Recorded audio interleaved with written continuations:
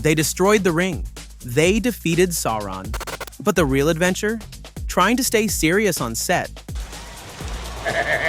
From Hobbits' antics to unexpected pranks, the Lord of the Rings cast brought plenty of chaos and laughs to Middle-earth. Let's dive into the funniest bloopers and behind-the-scenes moments. If the Lord of the Rings looked like a brutal place to shoot, it's because it was. We have the worst luck in the world. The production in New Zealand faced constant challenges. Unpredictable, wild weather, from floods and heavy rain to full-on snowstorms.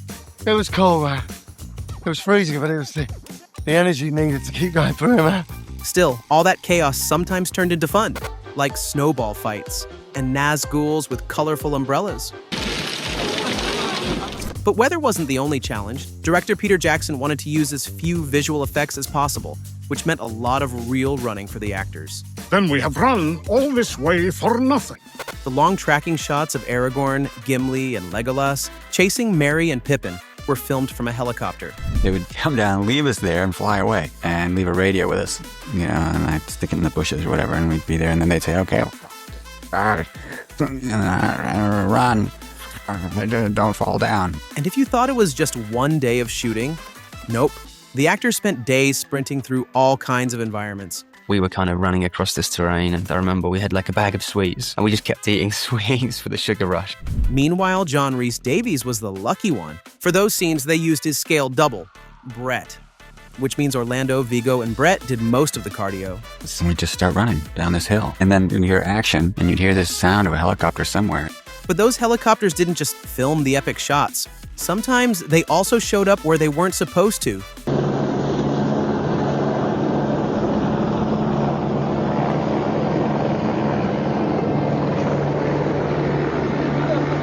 By the way, all that running didn't just make the actors tired. It also created a legendary internet meme. Remember this line? They're taking the hobbits to Isengard! Someone took that phrase and turned it into a full-on music track. They're taking the hobbits to Isengard! God! They're taking the hobbits to Isengard! God!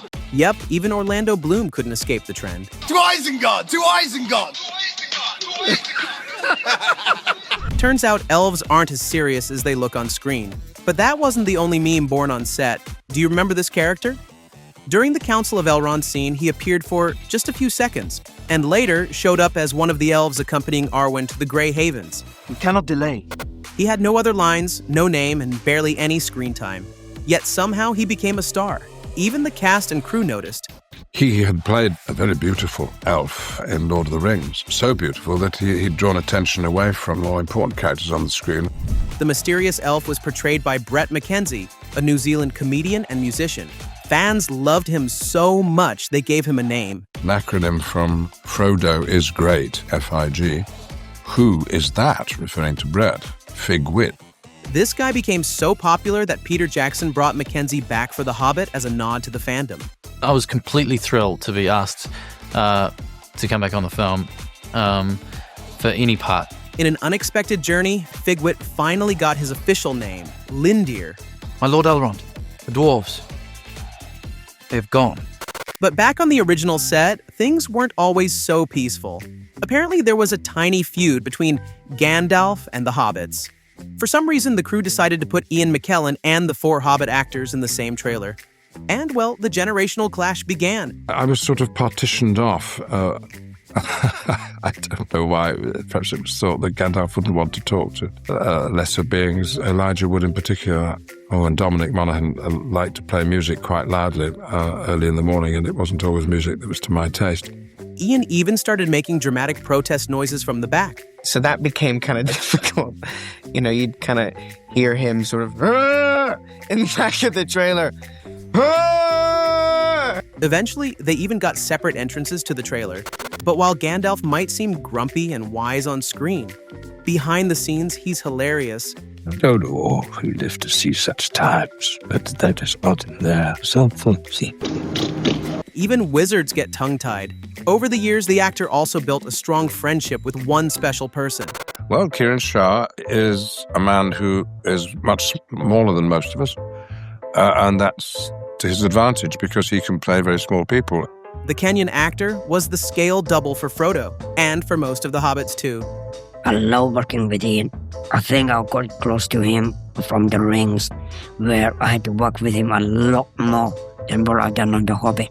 And yes, Kieran appeared in The Hobbit in multiple roles. I've been Bilbo's Skeldouble. I did a Scribe, the Goblin. I did a Burning Kid in Downtime. Oh, and you might recognize him as Thrain. So, in fact, we were lovers for years. You may be a love child. And who was the biggest prankster on set? You'll be surprised, it was actually John Rhys-Davies. The Gimli actor once pranked Peter Jackson using his missing fingertip, some prosthetics, and a bit of fake blood to stage a gruesome injury. Peter went absolutely wild. We should get the medic. Until, of course, everyone burst out laughing. But John wasn't just goofing around. When it came to fighting scenes, he went full dwarf warrior mode with his axe. The stunt team eventually begged him to go easier. He would hit every single one of them. Someone would come at him and he'd just be bang, bang, bang. As you can see, the shots that you're getting are incredible, he just looks on fire. No wonder the battles looked so believable. However, sometimes it was the stuntmen who scared the actors. Remember Viggo Mortensen? Turns out the Aragorn actor was actually intimidated by the Uruk-hai stunt doubles. Richard made this impassioned speech. You're killing machines. Move forward with the intention that you're going to kill. So he was just, there is no mercy. Apparently that worked a little too well. These guys, you could see them shaking with anticipation. These guys didn't need any more, encouragement to beat the snot out of me. Maybe that's why Viggo was so attached to his sword. I know there were restaurants he'd go and eat in at the end of the day shooting, where he'd carry his sword and he'd put it by the table as he was eating. He wouldn't drive anywhere in his car without the sword being in the back seat. To be fair, that's just Mortensen fully blending with Aragorn. And honestly, that's why we can't imagine anyone else in that role. But the King of Gondor also knew how to take breaks by fishing. Oh, Viggo. Sorry. Hey, Viggo, are you on camera? No. He used every spare moment to enjoy New Zealand's nature. Waiting any second, they're going to say I have to go back to work. Elijah Wood, on the other hand, had a different method of recharging. He just napped, anywhere, anytime. One of the amazing things about Elijah, I think, is he can sleep anywhere at any time. I mean, I've seen him do it. And, if they don't go back to him for, 15 minutes, he'll just be sitting there like that, for 15 minutes.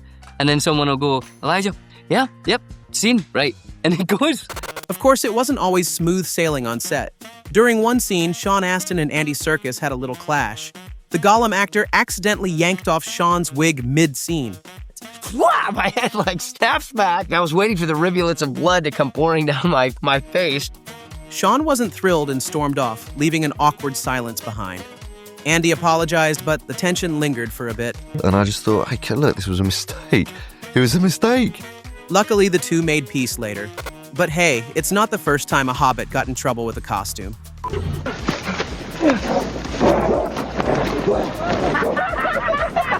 And finally, one juicy on-set moment. During Sam and Rosie's wedding scene, Astin had a bit of trouble with the kissing part. So Viggo Mortensen and Billy Boyd decided to offer moral support. From the background, they started acting like wedding guests. In one of the takes, they turn around and I'm like, hey! And Viggo grabs me and kisses me hard in the mouth. Full commitment to the role, right? I think you opened your mouth. I wasn't watching. No, you did. You did. Speaking of weddings, recently Elijah Wood surprised and delighted a couple of fans who were getting married on the Shire set. Oh my God! I don't want to take attention away from you. He even posed for photos with the stunned couple and offered his best wishes. Sweet as Frodo in real life. And that's it. What was the funniest moment for you? Let us know in the comments. And as always, stay awesome.